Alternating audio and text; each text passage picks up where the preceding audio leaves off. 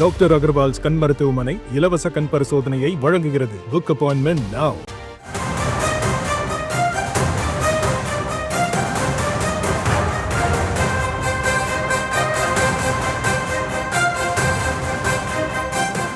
அண்மை செய்திகளை பார்த்து வருகிறோம். சிறுவன் கடத்தல் வழக்கில் சம்பந்தப்பட்ட ஜெகன்மூர்த்தியின் முன்ஜாமீன் மனுவானது தள்ளுபடி செய்யப்பட்டிருக்கிறது. அண்மை செய்திகளை பார்த்து வருகிறோம். விவரங்களோடு இணைகிறார் செய்தியாளர் மதிகழகன்.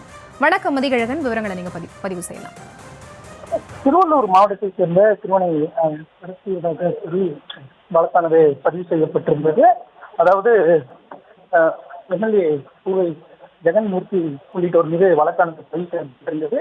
இந்த வழக்கில் முன்ஜாமீன் கோரி அவர் சென்னை உயர்நீதிமன்றத்தில் மனு தாக்கல் செய்திருந்தார். ஏற்கனவே இந்த மனுவை விசாரித்த நீதிபதி ஜெகன்மூர்த்தியை நேரில் ஆஜராக மறு சொல்லி மேலும் விசாரணைக்கு ஒத்துழைக்க வேண்டும் என்று உத்தரவிட்டிருந்தார்.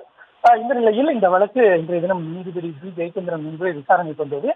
அப்பொழுது பூவை ஜெகன்மூர்த்தி தரப்பில் ஆஜரான வழக்கறிஞரை பொறுத்தவரை இந்த வழக்கிற்கும் தமக்கும் எந்த சம்பந்தம் இல்லை என்றும் அரசியல் காரணங்களுக்காக இந்த வழக்கு பதிவு செய்யப்பட்டிருப்பதாகவும் தெரிவிக்கப்பட்டது. எனவே தமக்கு முன்ஜாமீன் வழங்க வேண்டும் என்றும் தெரிவிக்கப்பட்டது.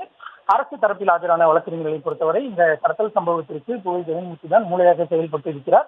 எனவே அவருக்கு முன்ஜாமீன் வழங்கக்கூடாது.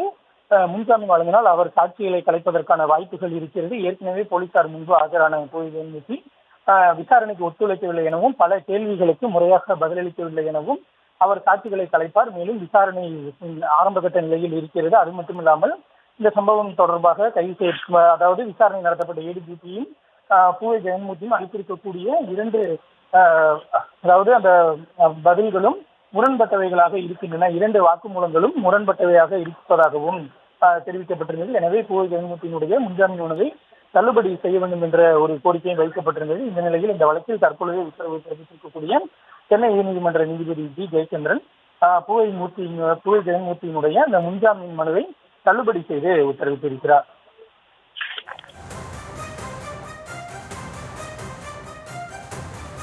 விவரங்களுக்கு நன்றி மதியழகன். டாக்டர் அகர்வால்ஸ் கண் மருத்துவமனை இலவச கண் பரிசோதனையை வழங்குகிறது. Book appointment now.